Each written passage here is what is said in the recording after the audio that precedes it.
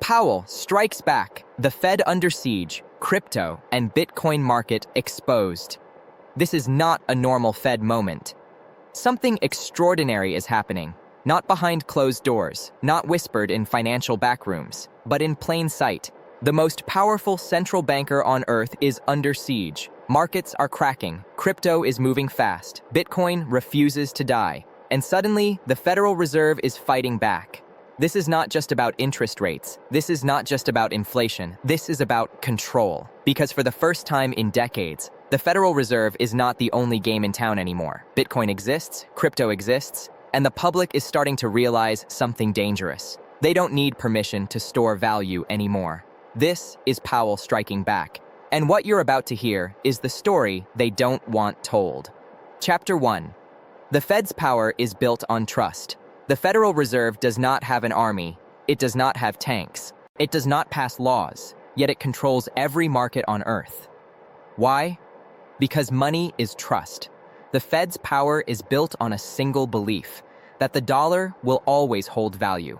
That belief allowed decades of excess, endless money printing, bailouts without consequences, debt without discipline. For a long time, the system worked, not because it was fair, but because people had no alternative. Then came 2008. Banks collapsed. Savings were wiped out. Ordinary people paid the price. And out of that wreckage, something new was born. Bitcoin. Chapter 2. Bitcoin is not an asset, it's a rebellion. Bitcoin isn't just digital money. It's a challenge to the entire financial order. No central authority, no printing press, no permission. Bitcoin says something radical. You don't need them. That idea terrifies systems built on dependency. That's why Bitcoin is constantly attacked, called dangerous, called useless, called criminal. Yet behind the scenes, the same institutions criticizing it are studying it, buying it, and preparing for it. Bitcoin exposes a truth. Money doesn't need rulers, it needs rules, and that is a direct threat to central banking. Chapter 3. Powell strikes back. Recently, Jerome Powell changed tone. No longer calm, no longer reassuring, no longer neutral. Suddenly we hear, higher for longer. Financial conditions must tighten. Pain may be necessary. Translation: liquidity is being weaponized. The strategy is simple: starve the system, break speculation, drain risk. Because when liquidity flows, crypto thrives. And every time the Fed prints, Bitcoin reminds the world that fiat is fragile. So, Powell strikes back. Chapter 4. Bitcoin refuses to die. Bitcoin has been declared dead hundreds of times. After every crash, after every ban, after every scandal, and yet it survives because Bitcoin has no CEO, no headquarters, no single point of failure. You cannot arrest it. You cannot shut it down. You cannot print more of it. And now the establishment has a new problem. They legitimized it. ETFs, custodians, Wall Street adoption. The genie is out of the bottle. Chapter 5. Politics enters the money war. Money is power, and monetary control is political control. That's why the idea of central bank independence is a myth. When debt explodes, when elections loom, when markets panic, the Fed reacts.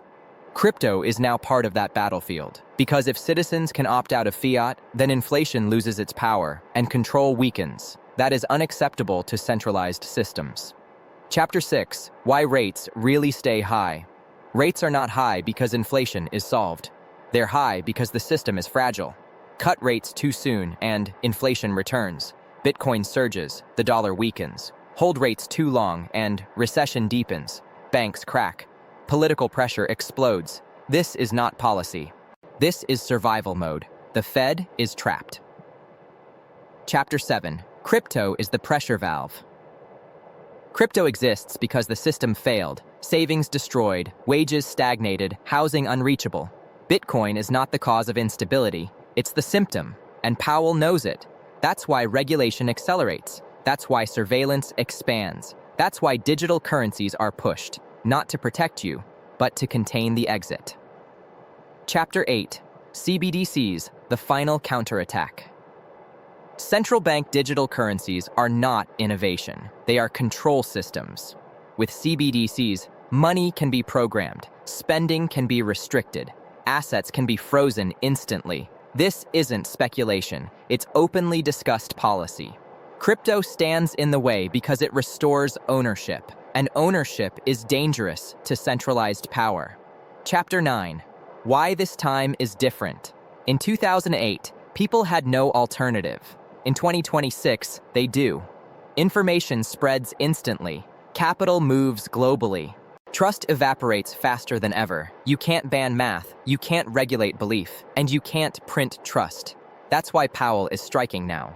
Chapter 10. What happens next? Here's the likely path. Rates stay restrictive, markets stay volatile, crypto swings violently, regulation tightens, CBDCs accelerate, but every attack on crypto strengthens it. Bitcoin doesn't need permission, it needs time. Final warning, this is about your savings.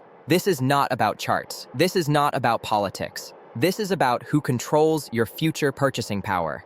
The Fed offers stability through control. Crypto offers freedom through volatility. One demands trust. The other removes the need for it. Powell is striking back. But history shows us something brutal. Systems don't fail when attacked. They fail when belief disappears. If this made you uncomfortable, good. That means you're paying attention. The money war has already begun, and silence is not neutrality. It is surrender. And this is the story they don't want told. Stay awake. Stay aware. This is Felix. See you next time.